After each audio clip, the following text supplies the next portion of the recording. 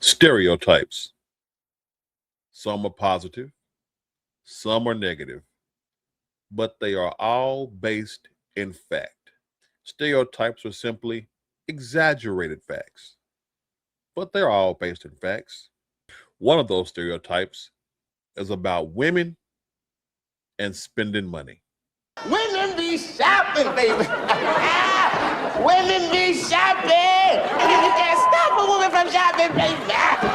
That's true. Women do shop. Now, I would like to shoot that down, but with the incompetent decision that the WNBA just made, I simply cannot.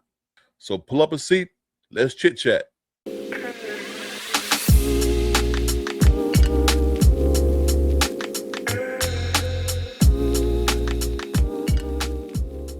Welcome in to On the Table. I am your man, Tucker. Thank you for taking the time to sit down and have a little conversation with me. So let's jump right into it. The WNBA has signed a new CBA, which is a collective bargaining agreement, which is something that is agreed upon by the teams and the players. Here is what it entails. The new 7-year CBA, ratified March 2026, is a transformative deal featuring a massive salary cap jump to $7 million, roughly 20% revenue sharing, and mandated charter flights. Wow. Okay. All those things sound quite normal and reasonable. Hell, someone listening to this, watching this, may think to themselves, they didn't have charter flights already? No, they did not. And allow me to show you why. I need to go back before we go any further forward. Here, the WNBA has historically operated at a loss, largely subsidized by the NBA for most of its 28-year existence. That is why they didn't have mandated charter flights. That's why their former salary cap for every team was 1.5 million, is because they weren't making any money. And that's it. And pardon me, but I come from a old way of thinking. If you don't make money, you don't spend money. That's why I developed this unique new program for managing your debt. It's called Don't Buy Stuff You Cannot Afford. Let me see that. If you don't have any money, you should not buy anything. Well, let's say I don't have enough money to buy something. Should I buy it anyway? No. Here, continuing on, the league overall did not consistently profit until reports indicated a potential milestone was reached in 2025 by hitting revenue sharing benchmarks for the first time. Wow. In 2025. That's the first time that they hit revenue sharing benchmarks. In the entirety of their existence, they hadn't made a damn dime. They existed solely on the benefit of the men's league. That's a fact. Facts. So a lot of these WNBA players that are giving off, I don't need no man energy, a lot of them screaming, we want to be treated fairly. We want the same treatment and rights as men. Well, if that were true, sweetheart, this business would have gone under 28 years ago. That's unfair. 25 years ago. It's true.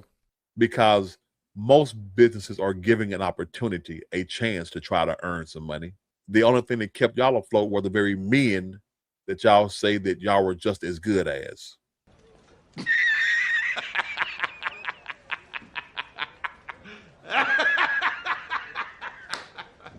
Persistent losses. For most of its history, the league has lost money, with the NBA covering annual operating losses estimated between 10 and 15 million.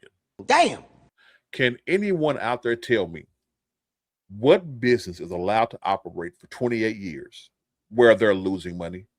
No. Not just breaking even, not covering expenses. Where you are losing money for 28 years, what business is allowed that? 0, not even a 1. I can tell you which one it is.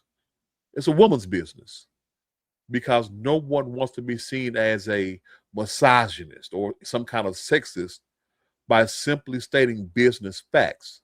You're not making the money, baby. Shut this shit down. And what I find so hilarious about that is that if a woman was to marry a man who was no longer providing, she would shut that relationship down. No. He's got a point. But because she's a woman, because this is a woman's league, oh no, we gotta protect them. You ask for fair and equal treatment, then you should get it. Shut it down! Shut it down! Revenue growth, the 2024-25 season saw record viewership, sponsorship, and valuation driven by high demand and expansion. Stop. You capping right there, bro. Yeah, that's cap. That's cap. It wasn't high demand and expansion that kicked viewership up. It wasn't. Do y'all really want to know what kicked viewership up? It was Caitlin Clark. True that. The rookie that other WNBA players seemingly hate. She's the reason that this new CBA was approved, and it was approved, I say, erroneously. Finishing on here, the 2025 revenue sharing in early 2026, it was announced that for the first time, the league generated enough revenue in 2025 to trigger revenue sharing payments to players. I want y'all to think about that for a minute. 28 years. This is the first time they made enough money. Listen to what they said. Generated enough revenue to trigger revenue sharing payments. For the first time, they were able to pay players the revenue sharing because they actually had, you guessed it, revenue. Money. Yeah. 28 years, they start earning some money. They honor their agreement for revenue sharing, and these heifers don't see that. They want more. Y'all just got it to this point. Financial future. Despite never having been profitable in the past, the league's financial outlook is changing with a new media rights deal expected to exceed $200 million and high expansion fees. Oh, really? That is woman thought at its finest. That is woman money math logic at its finest. To all those women that are actually sensible, don't take offense. You know I'm not referring to you.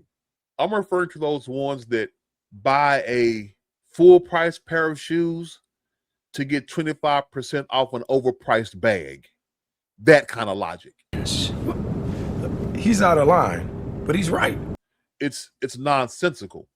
Now getting back to this, the salary cap jumps from 1.5 million to 7 million per team. Okay, cool, great. With projected growth to go over 10 million by the end of the deal. Whatever. Player compensation. Average salaries to rise roughly $583,000 with a minimum salaries ranging from $270,000 to $300,000 based on service. All right. Supermax, who cares? Let's get to the really, really good stuff. Revenue sharing. Players receive roughly 20% of the league's gross revenue. Let's stop right there. Let's just stop right there for a second. The gross is a fantasy number. The gross is make-believe. The gross is fugazi. Fugazi, fugazi, it's a wazi, it's a woozy, it's a fairy dust. It doesn't exist. It's never landed. It is no matter. It's not on the elemental chart. It's not fucking real. Just what Matthew said. It doesn't fucking exist. It's a number on paper that they say you made, but that net, that's what counts. Because that's how much actually you put in your account. That's how much money you have in hand, in your pocket. That's the money that you pay bills with. What these silly helpers are doing, they want 20% of that fantasy money without understanding. If you take 20% of that fantasy money, that now only leaves 80% to pay bills and shit with. Those arenas aren't opening their doors for free, people. You have to pay lease agreements, the employees. You have to pay for those chartered flights. But y'all don't care about that. Y'all want the money that comes out before all those things are paid for. And what that will do is shorten the long-term future for your league that you claim you care so much about. Because the big thing a few years ago was we want chartered flights without understanding the expense of chartered flights. Exactly. They thought their commissioner, Kathy Engelberg, was being a hard ass, that she was unfeeling. That, oh, we can get it. If the men have it, we can get it. The men make more fucking money. It's just that plain and fucking simple. That's literally like saying, I earn $40,000 a year. My neighbor earns $160,000 a year. I should be able to get the same fucking Bentley he does. You done lost your damn mind. That's not the way money works. But the short-sightedness of this league is going to kill it. I just don't understand that level of logic. Now, on a bit of a side tangent, without Caitlin Clark, they wouldn't make a damn dime. Preach. A moment ago, when they talked about increased viewerships and all those things, it was because of Caitlin Clark, not shit else. Allow me to prove it to you. You see this? Yes, WNBA viewership experienced a significant drop-off when Caitlin Clark was absent due to a quad injury in 2025. This is what I was referring to earlier, short-sightedness. This is their way to let them know your league isn't big. Caitlin Clark is big. Aha. National TV viewership for Fever, that's the team that Caitlin plays for, games plummeted by over 50%, with ratings dropping from an average of 1.8 million to 847,000, underscoring her direct impact on league popularity. It wasn't the league, people. It's been around for, I think, 30 years. It wasn't the league. It was Caitlin Clark. That first line, massive decline following her injury in late 2025, nationally televised WNBA games, not just Fever, nationally televised WNBA games saw a 55% decrease in viewership. You would think that those oh so smart women over there would look at that and go, we can't approve this CBA. We are spending money based on one good year, a year where we finally hit revenue benchmarks to share our revenue. We're basing everything off one good year. I find that stupid. From a business perspective, does that sound intelligent? Nope. No way. One good year? And even then, y'all saw what happens when the star of the league gets hurt. What happened if she takes her business elsewhere? Well, Tucker, why would she do that? Allow me to show you this. The narrative of bitterness, jealousy, and resentment aimed at WNBA rookie Caitlin Clark by some veteran players and peers has been a major storyline in the 2024-2025 WNBA seasons, characterized by intense on-court physicality and public commentary. Analysts and media figures have described the reception as targeting or as a hazing of the rookie star, though others argue it is simply professional competition. That's bullshit. So I want y'all to check this out. The physicality versus hate. While many competitors see animosity, others have offered different perspectives. Becky Hammon, head coach of the Las Vegas Aces, stated that hate is too strong a word and that veteran players are simply showing the rookie a high level of competition. Whatever, dude. Exactly. Jealousy over popularity. Stephen A. Smith and other media personalities have argued that some players resent the immediate fame, endorsements, and massive media attention that Clark has brought to the league. That's it. This has led to accusations that veteran players are jealous of the spotlight on the newcomer. Now, I won't take the time to pull up all these, not even supposed, but openly, blatantly negative, derogatory statements they've said about this girl. But they have, from veteran players, former and current. It's a damn shame, too. There are whole YouTube videos where y'all see the physicality over the top. It would be like denying the Jordan rules that the Detroit Pistons had on Mike in the early years of his career in Chicago. Look that up as well. Jordan rules were rough. But overall, the league understood what Mike was. He was a phenomenon, that he would bring major popularity and more eyes to the NBA. Understand that Michael Jordan brought so much popularity that the league started making money hand over fist. And before him, it was the popularity of Magic Johnson and Larry Bird. It was their popularity that made the NBA Finals start being broadcast live rather than being tape delayed like it had been for the years preceding that point.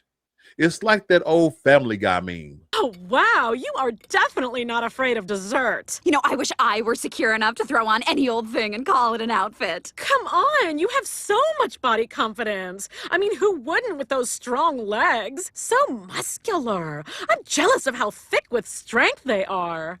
Hey, I like your tie. Thanks. We know how to be friends. We do. Men know how to be friends. We know how to appreciate what other men are doing. Because in the business world, we compete with each other, but we also know in that type of environment that a rising tide lifts all boats. If a particular player is bringing more eyes to our event, our medium, our whatever, everyone is benefiting. Look at Tiger Woods. The way players were getting paid on the PGA exponentially increased when Tiger Woods came into the PGA. So men, we don't do that.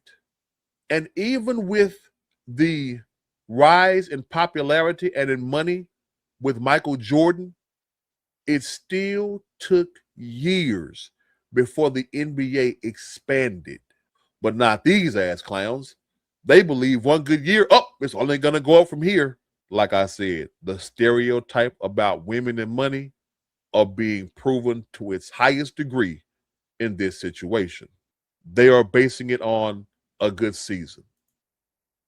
They're basing it on Caitlin Clark being able to stay healthy every season. Well, there's going to be a season where she might have a season-ending injury like last year. And y'all saw what those stats were. It makes no sense to start expanding, letting players get 20% of revenue before that's just, oh my God, that's asinine. As a businessman, that irks my soul. But here we are, the CBA for the WNBA. This has to be the dumbest fucking deal I've seen individuals make. And they are so dumb. It just goes to show what Maggie Gyllenhaal said in an interview not too long ago. Starts to get dangerous when women have their hands on a lot of money. Maggie, you damn right. That will do it for this conversation. Thanks for coming in, giving me your time, and having a little chit chat with me. If you like what you heard, hit that like button. You like it, you want to hear more, hit that subscribe button. Press that notification bell and you'll know every time I upload a video. Now wait, before you leave, say something to me, leave a comment, share me out there, and let's see if we can get some people talking. Y'all take it easy.